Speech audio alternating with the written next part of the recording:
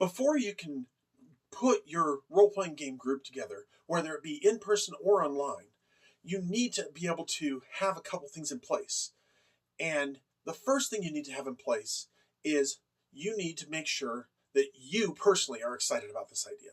So you need to probably own a copy of the book, either physical or digital. I recommend both, because the physical one's great for turning the pages and marking things and putting down notes. But the digital one's great for having, at the moment of gameplay, where you can quickly just reference it and do a search, and bam, you found your answer to your rules question. And for that matter, you only need to really know the combat rules. Everything else can be made up on spot on the site, and you can just go with the game as the players give you contributions, and you give kind of a yes and answer. But the main thing that you want to make sure you do is you understand the rules, you're excited about it, and now you can check with your network first. Check with your friends, your family, your coworkers, people that you might never have even thought about approaching, because they might not have ever even thought about playing a role-playing game before. And that's when you need to be able to pitch it to them, to explain it to them, to say, hey, I'm really interested in this. I've been watching this guy on YouTube, and he talks about this game. I picked up a copy, and it's really cool, the idea that we can make our own story together.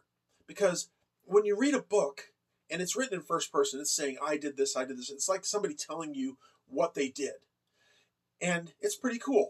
I've even seen some books written in second person, like Bleak House, or not Bleak House, but Black House by Stephen King and Peter Straub, that is written in second person. And it tells you that you do these things, and you do this, and you do this.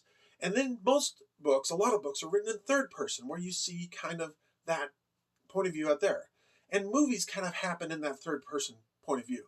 But when you are the star of that movie that's happening in your mind now, and you've removed all the limitations of the screen and the electronics and everything like that, and I'm not counting online gaming, I'm counting just the way it's presented, like a video game or something like that. You've removed all the limitations. Now you are ready to understand and engage in that sort of fifth dimension of gaming. It is unlike any other entertainment out there.